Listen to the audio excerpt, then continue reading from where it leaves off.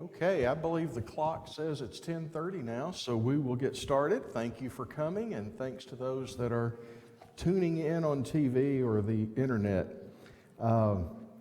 These talks are getting more and more boring, and I'm sorry about that, but COVID is really behaving itself around here, and we're thankful for that. Last week, the positivity rate in Shelby County was 4.2%, down from 4.8 the week before and about 5.3% for the last several weeks. And this week, it's down to 3.7%.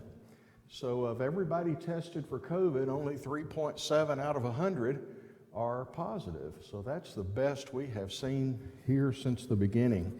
The average number of new cases last week averaged 45 a day, which is very low. So things are really looking a lot better. Here at the village, it's going just as well as you could hope for. We haven't had a positive case in a long time. We are still testing, but we're now testing monthly, which is what is recommended by the licensing agencies for healthcare for our employees. And we only have to go back to weekly if that positivity rate goes up above 5%, or if we have positive cases here at the village, and it's been quite a while since we have. So hopefully we will continue to not have. It's been over a month since our last positive, and then before that it was a while as well, and that was an employee. We haven't had any resident testing positive since January 26th. That includes skilled nursing everywhere, so that is wonderful.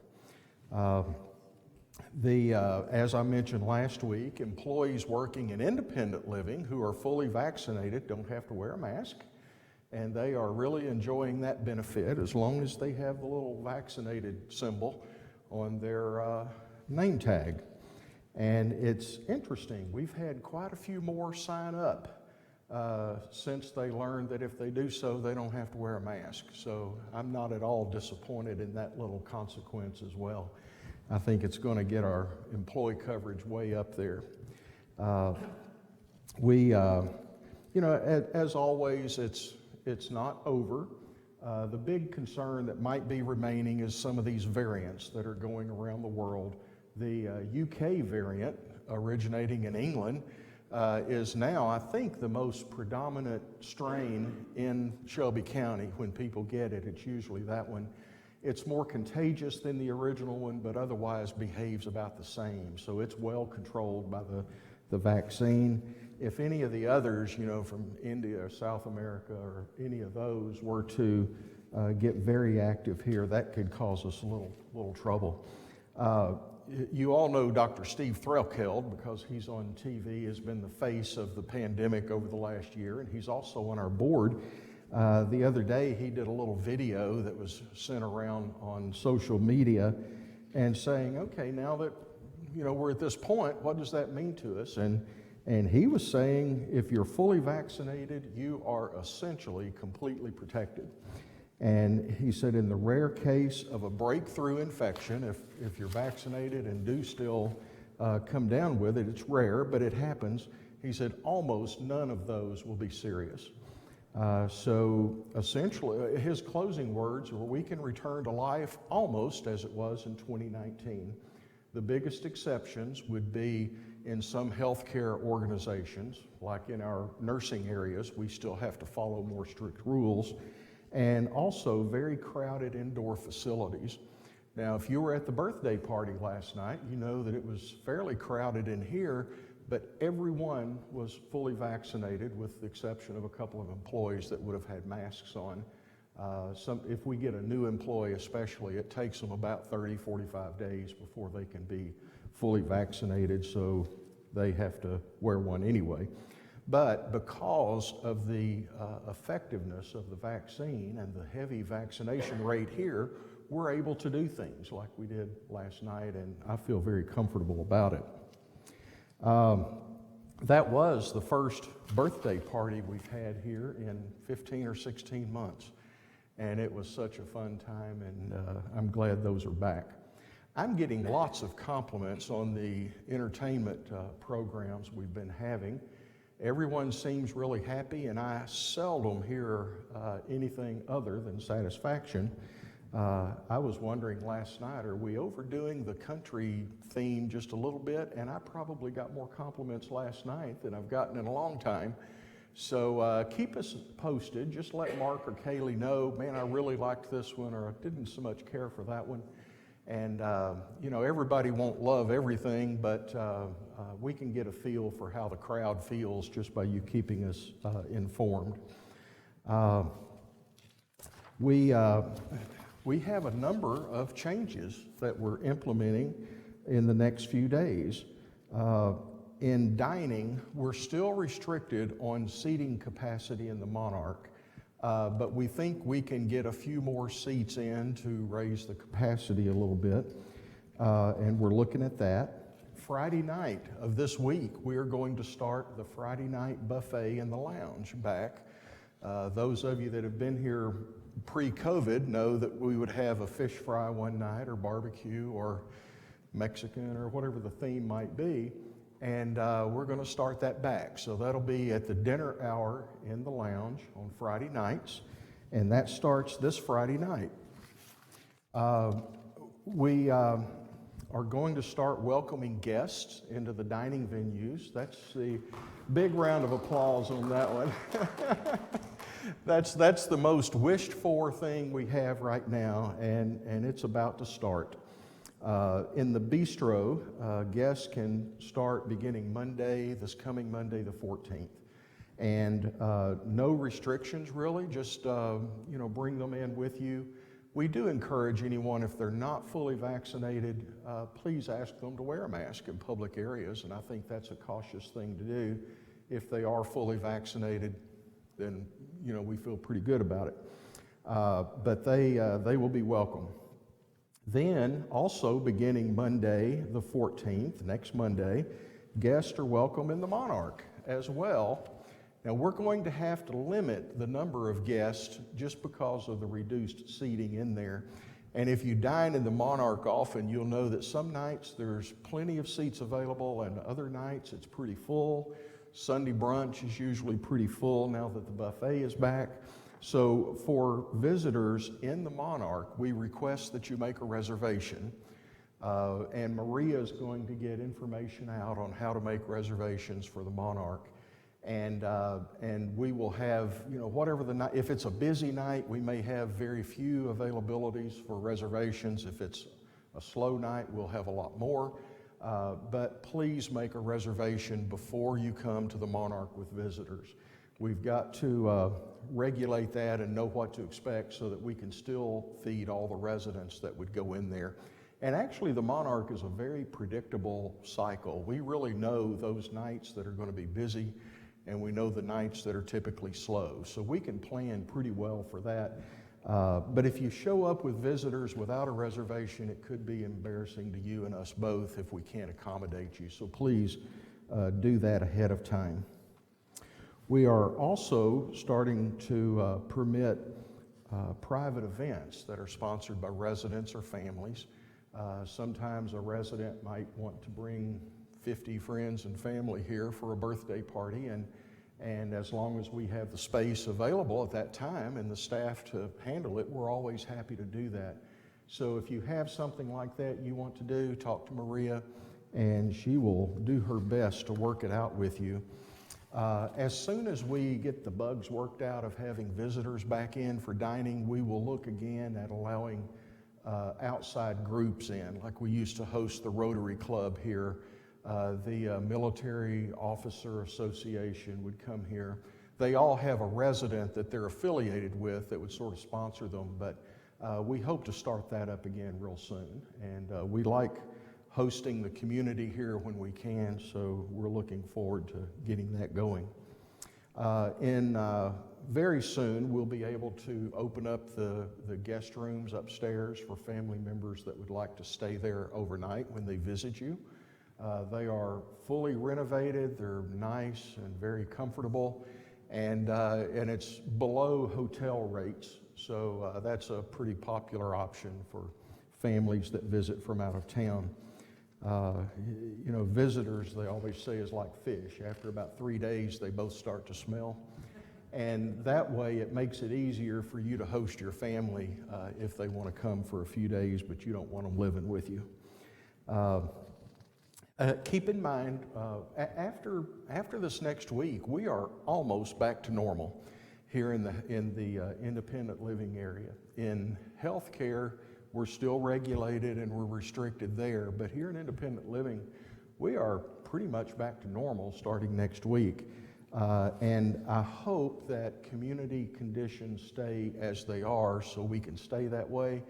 Just always remember, if COVID flares up out in the county or here at the village, we may have to pull some of these things back for a while. I hope not, but just be aware that we might if that happens. We have a number of capital projects underway, and most of them you don't really know about because until we actually buy something or start construction, there's a lot of work being done behind the scenes that you don't even realize. But I want to tell you some of the things that are going on. You're aware that the construction on the parking lot fix, I guess, began last week. They had thought they'd be in and out in 30 days, and it's rained every day since. So I'm sure this will go into July. But the good thing is it is almost not noticeable. It is not disruptive.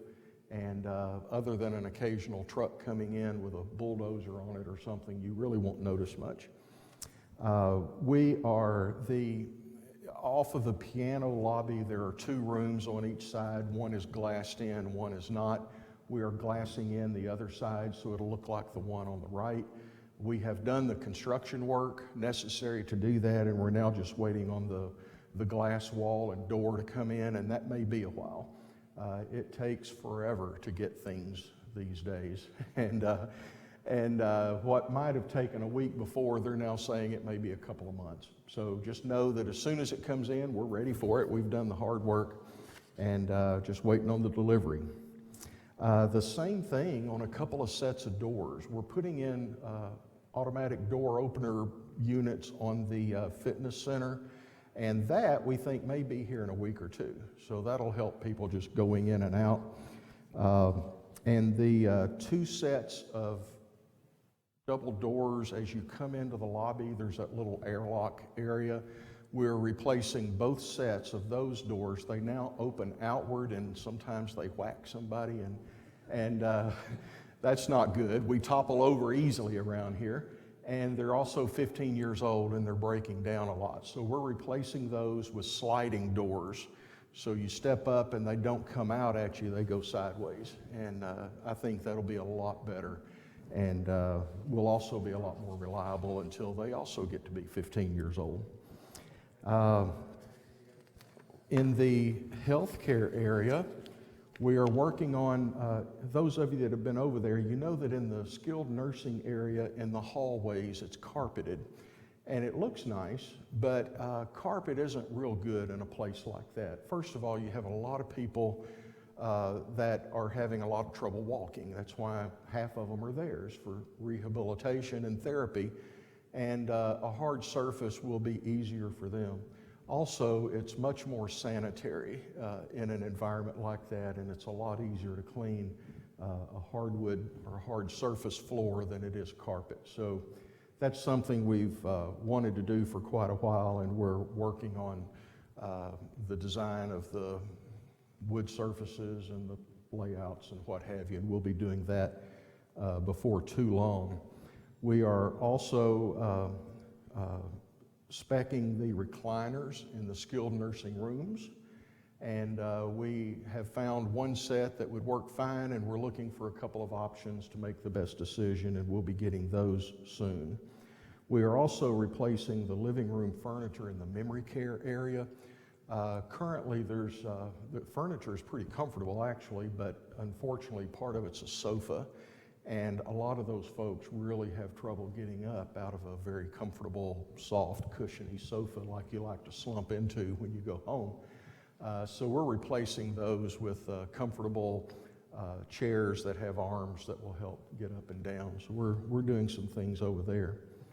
Between the villas and the building, this main building over around the service entrance, you'll notice the fence has been removed, the wooden fence, and we're replacing that with new ones. I haven't been back there in a day or two, so I don't know what the status is, but the last I looked, it was pretty much removed, and they were about to start putting in posts and things like that.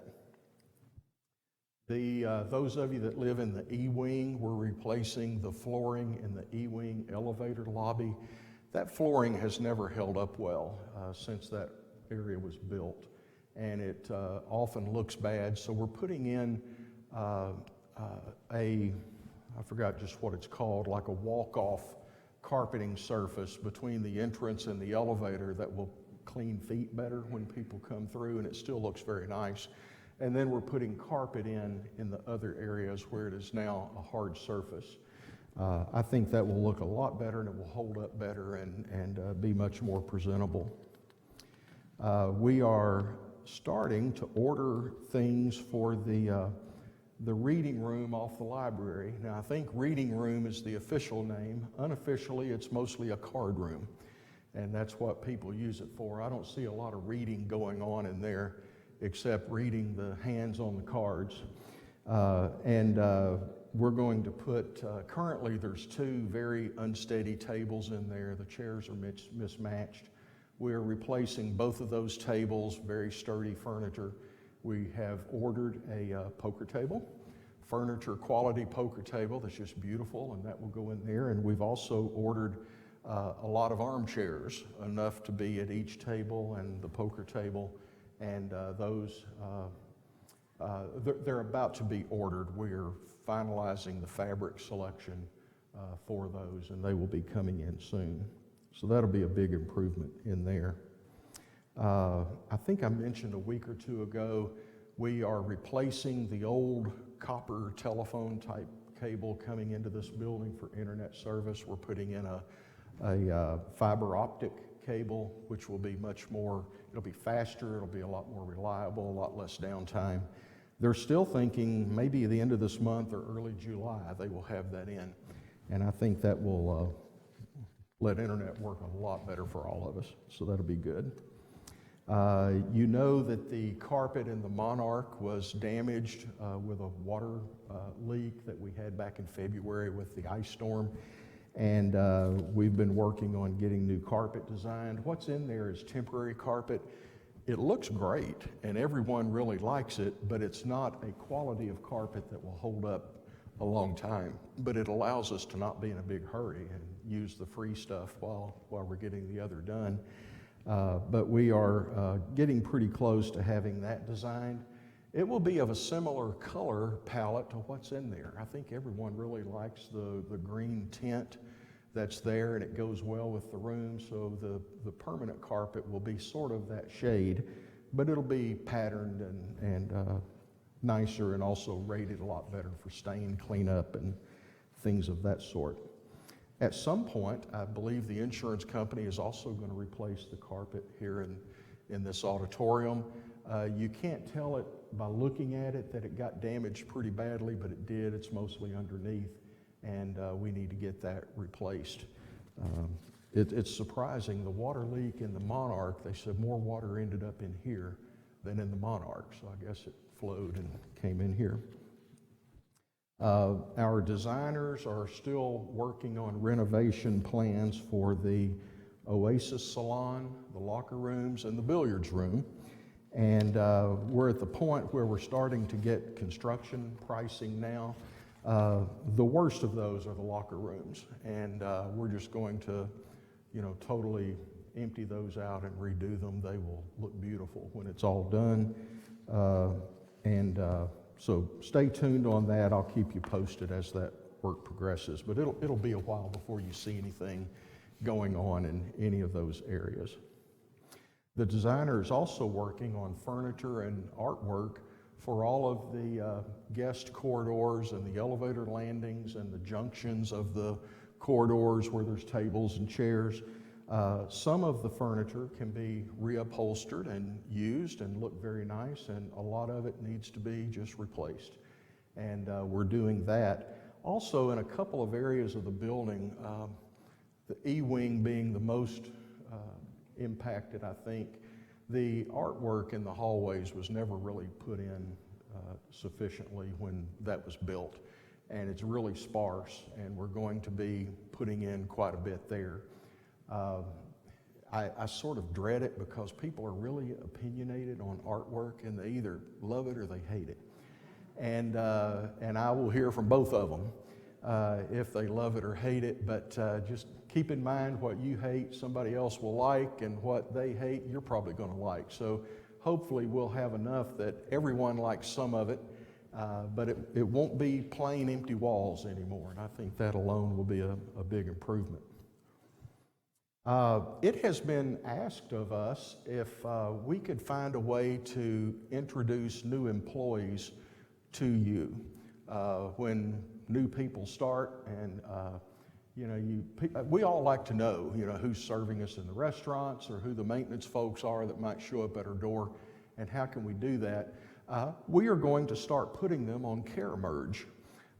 And those of you that have that will be able to, we'll probably do it, I don't know, a couple of times a month. And those that started most recently, we will put their photo on there and their name and the area they work in. And we would have done it now, but we're having to redo some of the photos. We said, smile, guys, and look happy to be here. And so that'll be starting up, I don't know, hopefully in a week or two, we'll get that going. I've had some questions about how are we doing here at the Village in terms of filling apartments financially and things of that sort. People think, oh, gee, there's 50 empty apartments, and what are we going to do and all that. Most of that is exaggerated, so I want to tell you just how it is. In independent living right now, we have no villas available. They are all full. On the apartments, we are 89% of them are sold, 85% are occupied. Now, pre-COVID, the occupancy rate was about 93%, I believe, give or take just a little. So we are below where we were at COVID, and there's a couple of things that caused that. One is we went about 6 or 8 months last year unable to even do a tour, a sales tour. And we just couldn't bring people in to do that, so we got behind a number of months.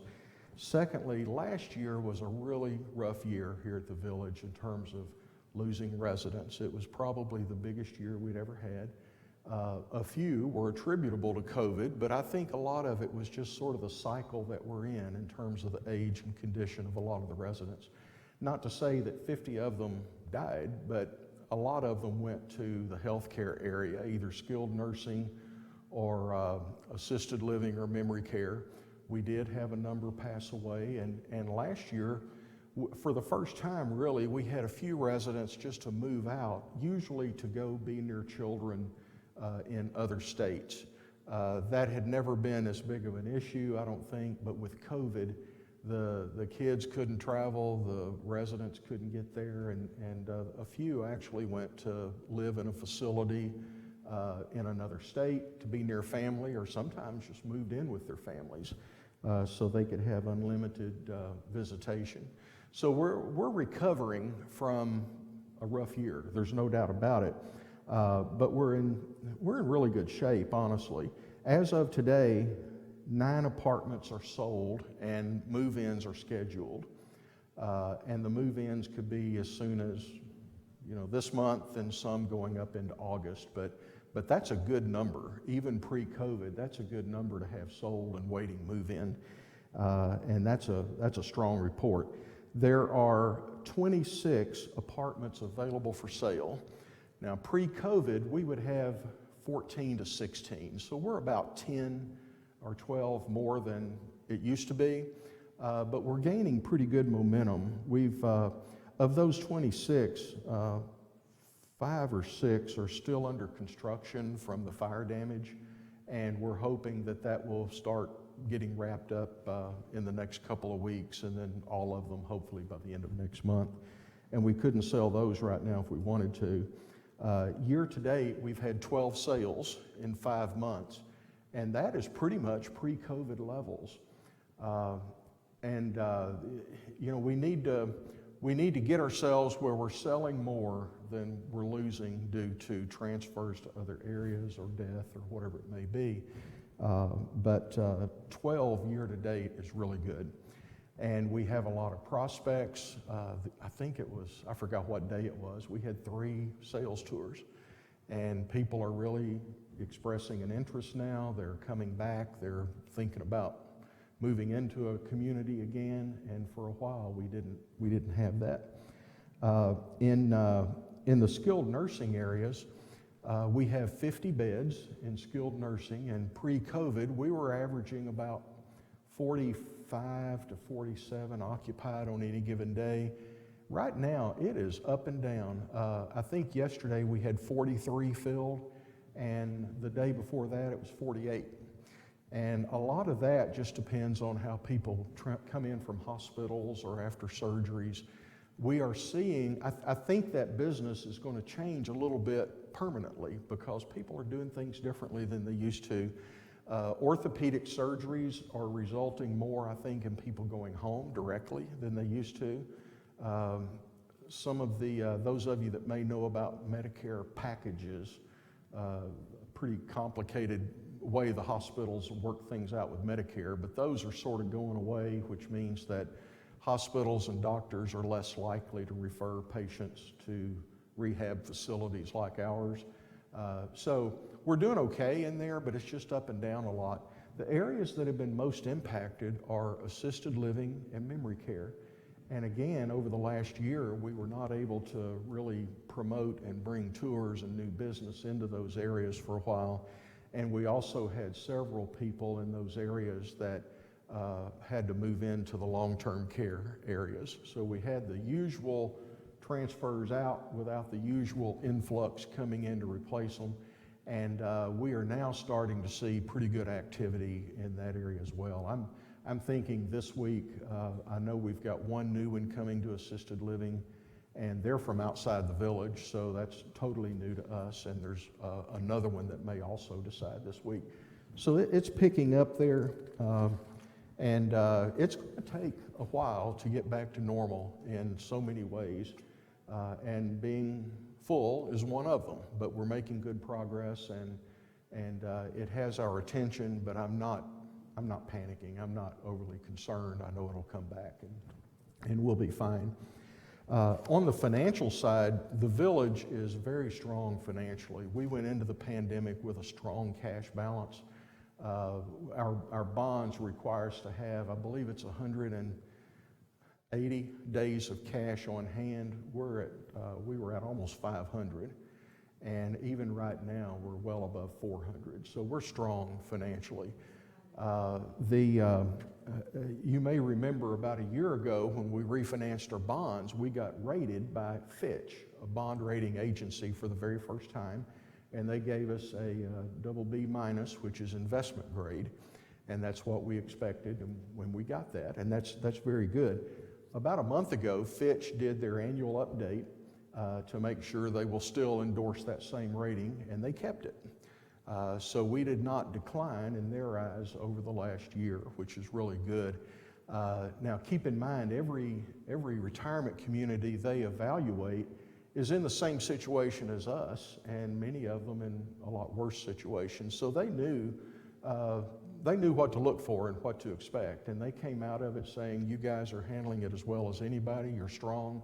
We still feel very good about your financial outlook. So that was a good outcome and a big relief to keep that. I'm getting to the point that I would normally announce birthdays, but this week is a week off from birthdays. Last week I announced the ones through Sunday, and we don't have any now until next Monday. So I didn't believe it, and I asked Becky to check behind me and make sure I wasn't going to mess up on this, but she said, yeah, that's right. So none there. One other thing I wanted to mention, these talks, I started doing this very early on in the COVID pandemic to keep all of you informed as to conditions in the community and here at the village, and also to keep you informed of what we're doing here to protect us and changes and what have you.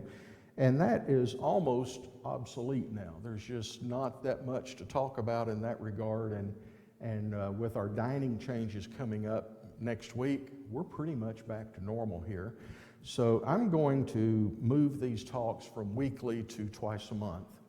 And I can still keep you informed that way. The letters that I send afterwards will go also to twice a month. And it's probably going to be the second Wednesday and then the day that we do the resident council meeting later in the month. So I think I'll be doing that. One thing we will do is if anything changes, we will keep you informed one way or the other. And as always, if we have any COVID cases here at the village, I've always notified you and will continue to do so. So if you don't hear anything specifically, just know that there's no new news to present right at that time. Questions? I knew you'd come through.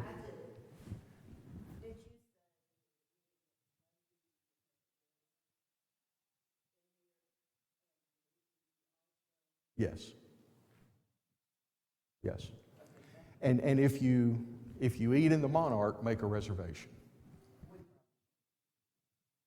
Just bring them into the bistro and enjoy the meal. Any other questions or anything you want to talk about? Yes, ma'am, Miss Sandusky. Is there any way we can have better Yes. It should be as simple as turning the lights up. And I don't think there's anything we have to do other than be aware that we need better lighting, and I think we can do that. Just for reference, how is it right now with me? Would you like more? Okay. You said I'm in the dark, for those of you that are on TV. My wife usually tells me I'm in the dark, but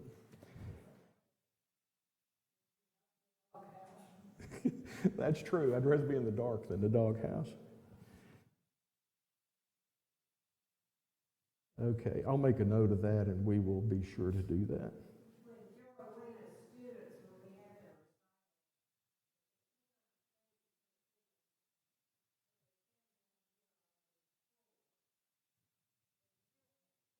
Okay.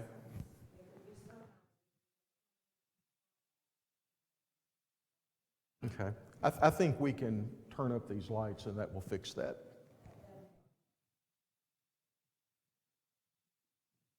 Well, we'll do our best. You're welcome.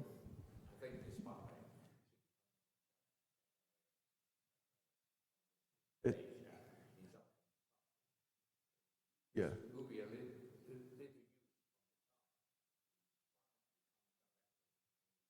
So a true spotlight would work a lot better. It could blind the person up here talking. Plus, you have to have a yeah. We'll look into that. Mr. Klein.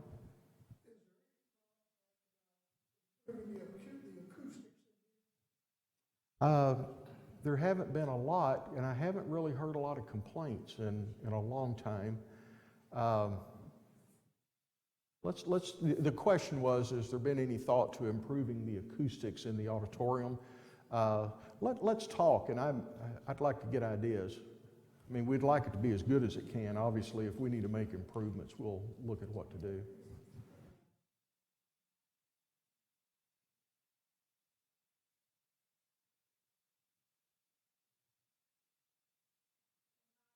Yes, ma'am.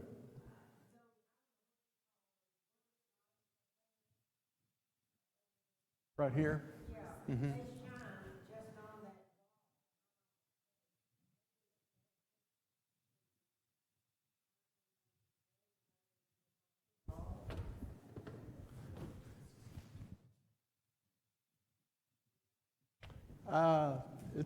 It's pretty glary to me right here.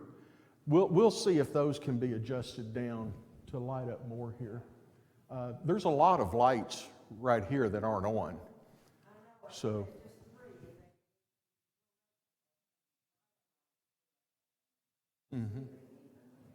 okay, we'll look at that. Mark has been back here listening to this as well, so he and I will look into what we can do here. They want to see me better, Mark, surprisingly. Well, we're not wearing masks anymore, so. Anything else?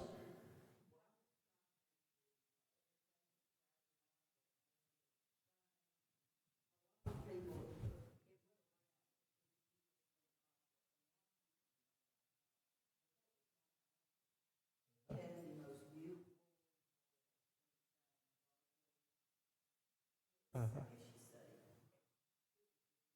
Well, good.